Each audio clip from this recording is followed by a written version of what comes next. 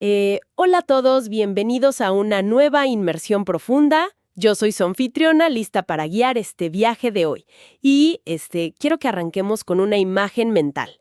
Imaginen construir el rascacielos más alto, imponente y majestuoso del mundo, ¿no? Una verdadera maravilla de la ingeniería. Hola, ¿qué tal? Un gusto acompañarlos hoy como el experto invitado. Y sí, imaginen ese rascacielos enorme, con paneles de cristal, acero brillante. Exacto, elevadores rapidísimos, pero con un pequeñísimo, casi invisible detalle. Todo ese edificio monumental está construido sobre un terreno de arenas movedizas. Lo cual es aterrador si lo piensas. Totalmente. Y sorprendentemente, esa era exactamente la situación de las matemáticas antes del siglo XIX. Ya se había inventado el cálculo, que era, esta herramienta todopoderosa capaz de predecir el movimiento de los planetas. Sí, de describir el universo físico entero. Pero sus cimientos lógicos estaban, literalmente, a punto de colapsar en cualquier momento. Así que, en la inmersión profunda de hoy, la misión es hacer un viaje épico hacia los fundamentos absolutos del análisis matemático. Es una misión fascinante. Vamos a explorar textos universitarios históricos y análisis puros para entender cómo se salvó este edificio. Ajá. Vamos a descubrir cómo un grupo de mentes brillantes rescató a las matemáticas del desastre, desde el abecedario de la teoría de conjuntos hasta la construcción irrompible de los números reales. Y es un viaje espectacular, la verdad. Lo que más cautiva de todo esto es cómo una crisis conceptual tan profunda provocó la mayor redención en la historia de la ciencia. Es la historia de cómo el rigor extremo desterró a los fantasmas del pasado. Fueron mentes gigantescas, titanes absolutos como Isaac Newton y Gottfried Leibniz. Así es. Y lo desarrollaron por pura necesidad.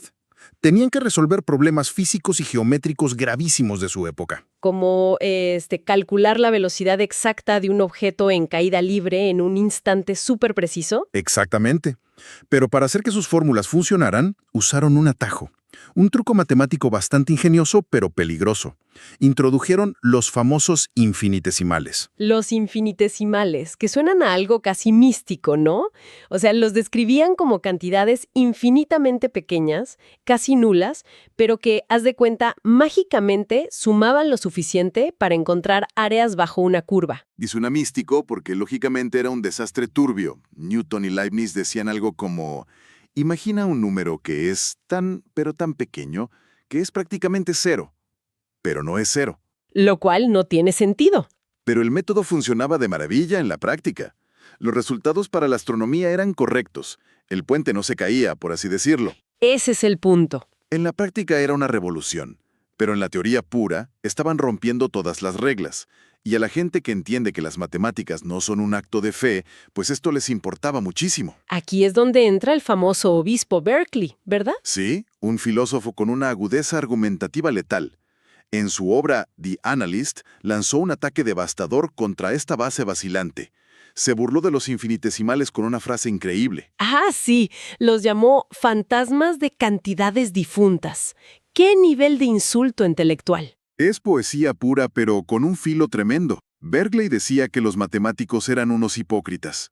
En un paso de la ecuación dividían por este infinitesimal como si fuera un número real. Porque no puedes dividir entre cero. Exacto. Pero en el siguiente paso, como el infinitesimal ya estorbaba para el resultado final, simplemente decían que era tan pequeño que lo trataban como cero y lo borraban. Es literalmente cambiar las reglas a mitad del partido para ganar. Si me conviene es un número, si no me conviene es un cero. Y ese es el terreno de arenas movedizas.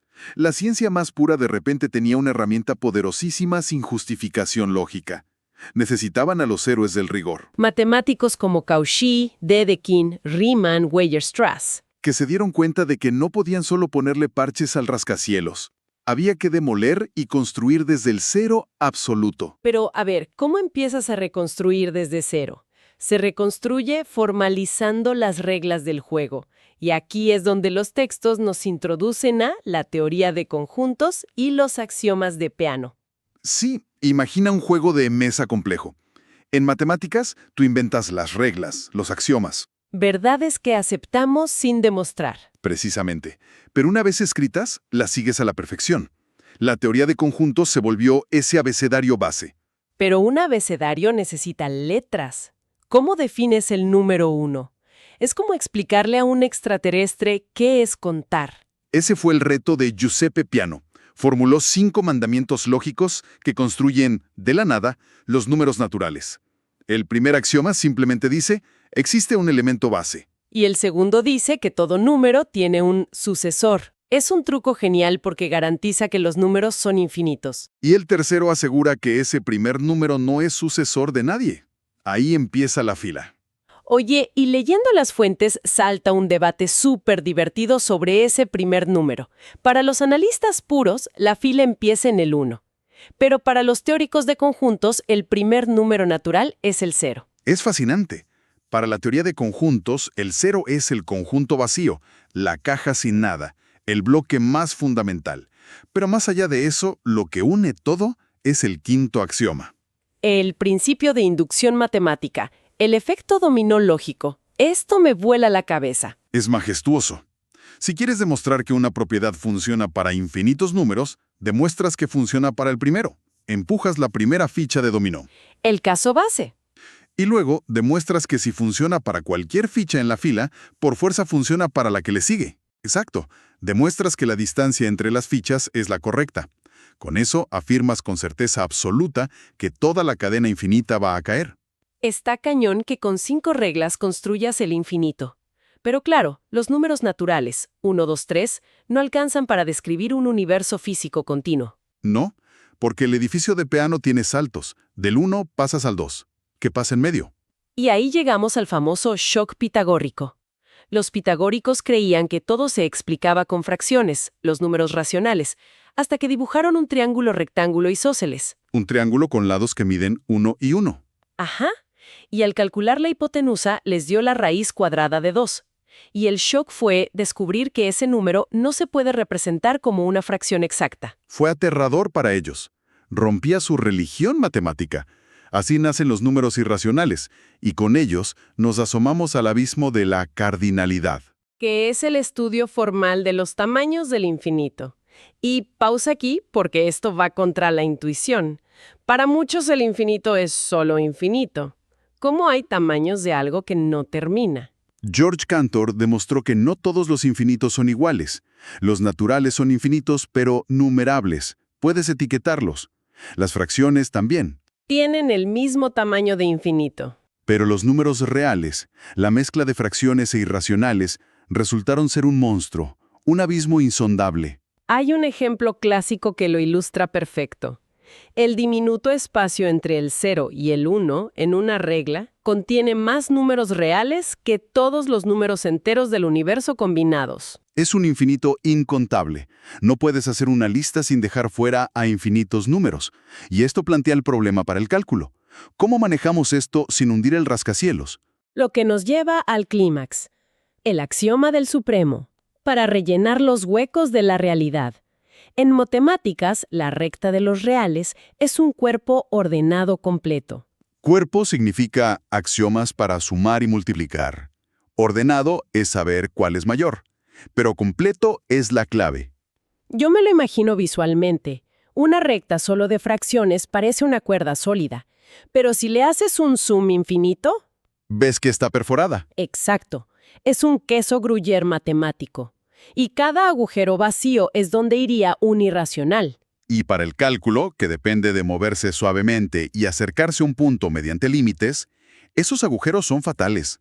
Podrías acercarte y caer en un hoyo microscópico. O sea, para calcular el movimiento, el espacio no puede tener baches. Debe ser continuo.